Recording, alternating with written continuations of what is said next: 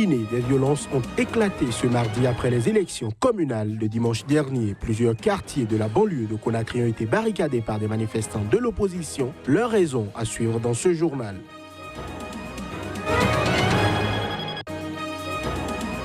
Au Tchad, un important mouvement de grogne sociale s'est installé après l'instauration de mesures d'austérité. Un jeudi de la colère a été décrété par la société civile. Les autorités ne l'entendent pas de cette oreille. Le jeune cycliste rwandais Joseph Areruya continue de rafler les titres après le Tour du Rwanda et la Tropicale Amissa Bongo. Il s'est adjugé la Coupe des Nations de cyclisme des moins de 23 ans qui s'est déroulée au Cameroun.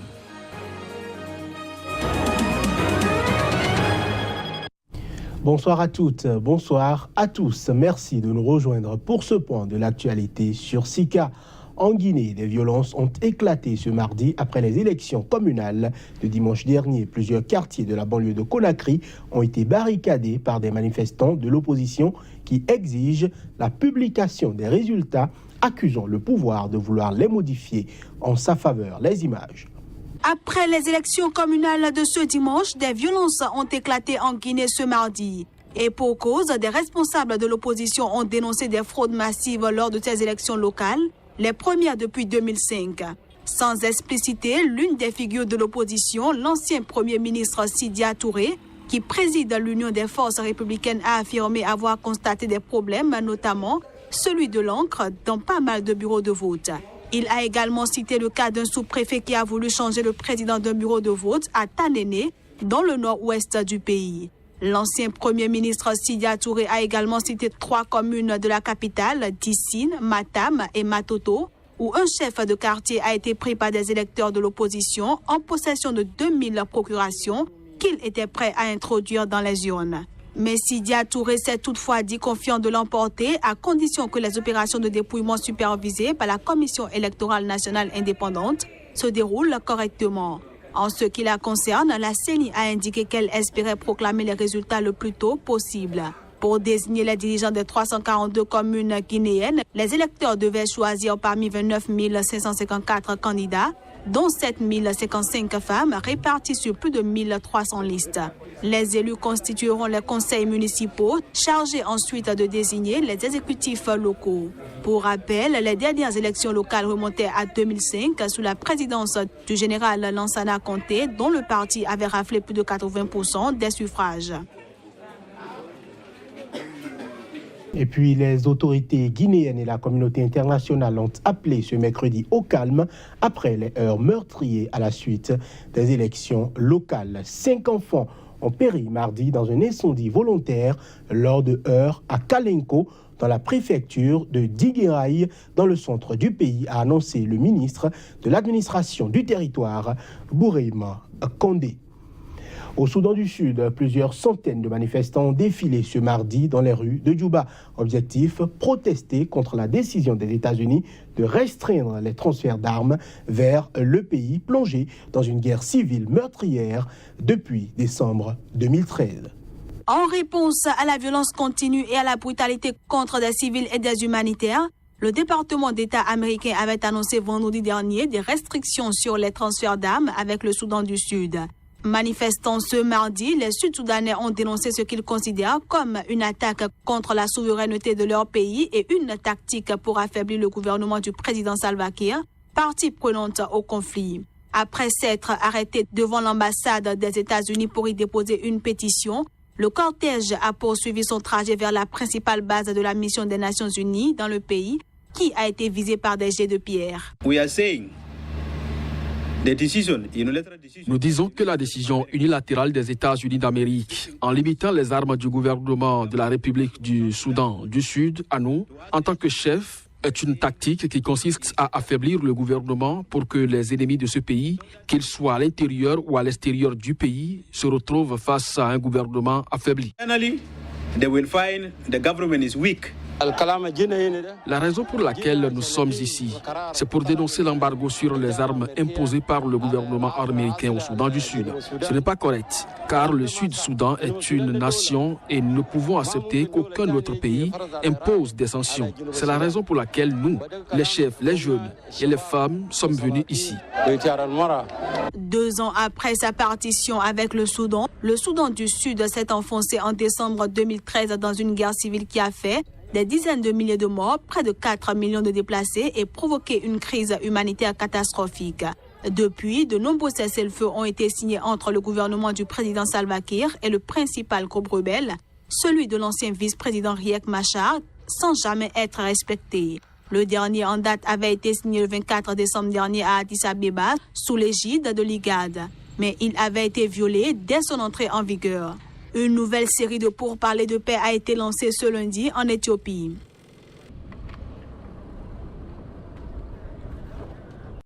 Je l'annonçais en titre, depuis plusieurs semaines, un important mouvement de grogne sociale s'est installé au Tchad après l'instauration de mesures d'austérité, et ce, alors qu'un jeudi de la colère a été décrété par des organisations de la société civile et que les autorités ont interdit tout rassemblement ou marche. Les précisions.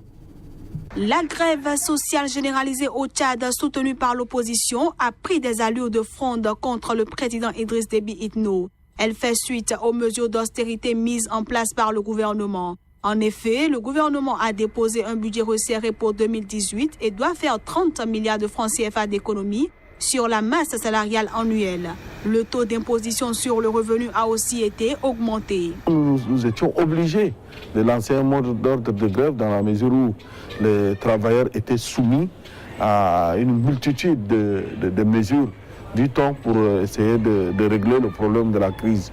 Mais malheureusement, ces mesures sont toutes antisociales et nous ont mis dans une situation telle que nous ne pouvons pas du tout tenir par rapport à notre pouvoir d'achat. Depuis 2016, comme vous le savez, nous sommes entrés dans une situation de crise permanente, en plus de ce qu'on appelle la crise financière.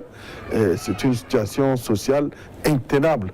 Et nous nous demandons bien, est-ce que le gouvernement cherche des solutions à cette crise qui prévaut? Il s'en fout pratiquement de toutes les grèves qui sont lancées, parce que l'an dernier, pour régler le problème, nous sommes restés en grève pendant 4 mois. Nous nous sommes rendus compte que notre salaire de janvier a été considérablement coupé pour des raisons qu'on n'arrive pas à nous expliquer concrètement. Donc tu te lèves un matin, tu vas au boulot, tu te lèves un matin, tu vas pour retirer ton salaire, tu te rends compte que ce salaire a diminué, et considérablement. Depuis 2 semaines, N'Djamena est quadrillé par les forces de sécurité qui empêchent tout rassemblement. Et ce, tandis que les appels à manifester se multiplient chaque jour. Au Cameroun, la directrice exécutive du réseau des défenseurs des droits humains en Afrique centrale, REDAC, a condamné ce mardi l'extradition des indépendantistes du Nigeria vers le Cameroun. C'était à la faveur d'une conférence de presse, l'essentiel à suivre dans cet élément. Le réseau des défenseurs des droits humains en Afrique centrale, REDAC, a demandé au Cameroun de publier le lieu de détention ainsi que la liste complète des 47 séparatistes anglophones, parmi lesquels leur leader Sisikou Ayouka Tabé, extradé du Nigeria fin janvier. C'est le gouvernement camerounais qui a ratifié librement les instruments onusiens et africains. Vous ne pouvez pas arrêter quelqu'un et priver à cette personne de visite de son conseil. La première chose, quand vous avez arrêté quelqu'un, terroriste, sécessionniste, appelez-le comme vous voulez, il doit être accompagné de son avocat et sa famille doit savoir. Depuis le début de la crise anglophone dans les régions du nord-ouest et du sud-ouest du Cameroun, les autorités n'ont donné aucun chiffre sur le nombre d'arrestations. Une situation qui divise les Camerounais. Leur extradition peut être le début d'un dialogue, et donc d'un dialogue sincère, du moins en commençant par ceux-là qui ont mené pendant un certain temps le mouvement. Et puis peut-être mettre les bases d'un dialogue national qui va concerner toute la République. Je ne pense pas que leur arrestation va changer quelque chose. Je pense que ce qui peut changer quelque chose, c'est le dialogue total. une totale réconciliation où nous allons regarder l'autre en face et dire à l'autre « je suis désolé ». Nous devons nous asseoir à table, négocier et construire le Cameroun dont nous rêvons tous. Chef de file du mouvement séparatiste de l'Ambazonie, pays correspondant aux 2 régions anglophones du Cameroun et dont il s'est autoproclamé président, Sisikou Ayuk Tabé et ses hommes, considérés comme des terroristes par Yaoundé, s'étaient réfugiés au Nigeria voisin. En Tunisie, la famille de l'opposant anti-islamiste Chokri Belaïd, jugeant que l'enquête sur sa mort avait été superficielle, a de nouveau réclamé ce mardi la vérité sur son meurtre. Ce dernier a été, rappelons-le, assassiné il y a 5 ans. Les faits remontent au 6 février 2013. L'opposant Chokri Belaïd avait été tué par balle devant chez lui. Sa mort avait choqué la Tunisie et constitué un tournant pour le pays en provoquant une profonde crise politique. En marge d'un rassemblement à sa mémoire ce mardi, sa veuve a demandé à ce que tous les commanditaires et les exécutants et tous ceux qui sont en train de camoufler la vérité de plusieurs manières soient vraiment sanctionnés. Le Front populaire considère que cet assassinat est un crime d'État.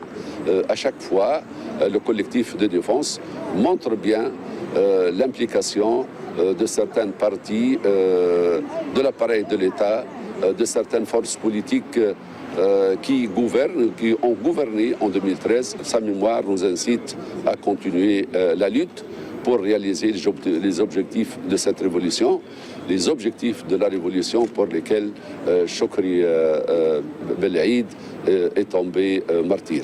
Je demande la vérité, toute la vérité, toute la vérité, et je demande que tous les commanditaires et les exécuteurs et tous ceux qui sont en train maintenant de camoufler la vérité par plusieurs manières, qu'ils soient vraiment sanctionnés. Une nouvelle audience dans le procès de l'assassinat de Chokri Belaïd, figure de l'opposition aux islamistes d'Ennahda, alors au pouvoir, qui va de report en report depuis son ouverture, est prévue le 20 février prochain.